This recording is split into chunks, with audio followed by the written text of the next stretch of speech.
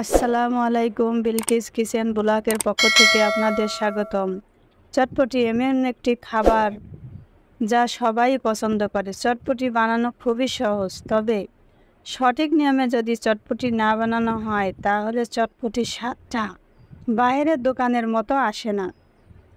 তো চলুন চটপটি বানানোর সঠিক নিয়ম দেখে নিই।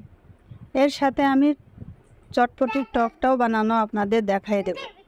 প্রথমে ডালটা আমি সারা রাত ভিজিয়ে রেখেছি, এই দেখেন ফুলে বড় বড় হয়ে গেছে। এখন ভালো করে ধুয়ে নিয়ে চুলোয় বসিয়ে দেব সেদ্ধ করার জন্য। ডালটা বসিয়ে দিয়েছি, 4 কাপ পানি দিয়েছি, স্বাদ অনুযায়ী লবণ, 1 চামচ হলুদের গুঁড়া দিয়ে দিয়েছি। এখন ঢাকনা দিয়ে ঢেকে আধা ঘন্টা কুক করব।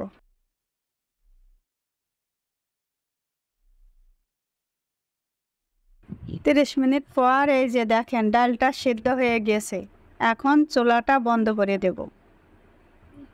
চুলাটা বন্ধ করে ডালের উপরে যে ময়লাগুলো আছে, ডালের খোসা, এগুলো সব উঠাই ফেলবো।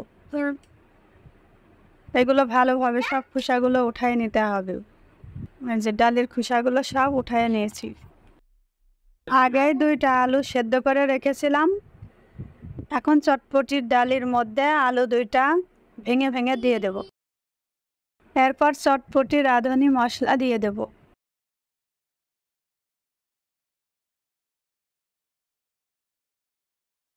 দিয়ে ভালো করে ডালের সাথে মিশিয়ে নেব।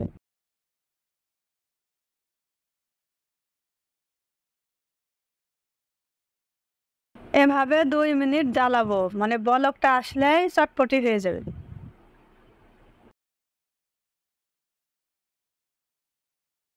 চটপটির ঝোলটা একটু পাতলা নামাতে হয়। চটপটি সবসময় একটু পাতলা নামাতে হয়, বেশি ঘন হলে চটপটির টেস্টটা ভালো আসে না। এই জন্য আমি একটু পাতলা করে নামাই।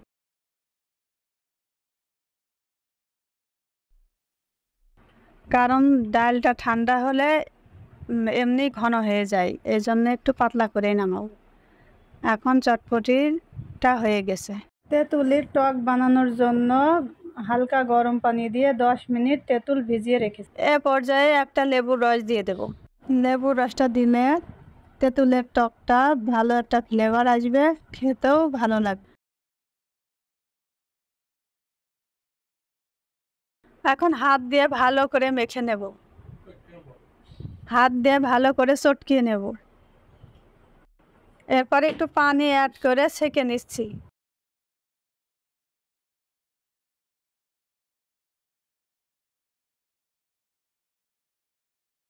এখন স্বাদ অনুযায়ী লবণ দিয়ে দেব, দিয়ে পাশে রেখে দেব। এখন চটপটি পরিবেশন করে আপনাদের দেখাই দেব। এখন একটি বাটিতে চটপটির ডাল নিয়ে নেব। এরপর একটা কাটারের সাহায্যে একটা সেদ্ধ আলু কাটারের ছোট মুখ দিয়ে কুচিয়ে নেব। এখন একটি সেদ্ধ ডিম কাটারের একই সাইড দিয়ে কুচিয়ে নেব। এরপর একটু পেঁয়াজ কুচি দিয়ে দেব, ধনিয়ার পাতা কুচি দিয়ে দেব, কাঁচামরিচ কুচি দিয়ে দেব। এরপর বানিয়ে রাখা তেঁতুলের টকটা দিয়ে দেব। এখন ফুচকা ভেঙে দিয়ে দেব। ফুচকাটা আমি আপনাদের বানানোটা দেখাইনি, আপনারা চাইলে আমি বানিয়ে দেখাতে পারি। এখন ফুচকাটা দিয়ে দেব। এখন গরম গরম চটপটি আমার রেডি হয়ে গেছে। দেখেন কত সুন্দর দেখতে, যেমন সুন্দর খেতে অত সুস্বাদু হবে।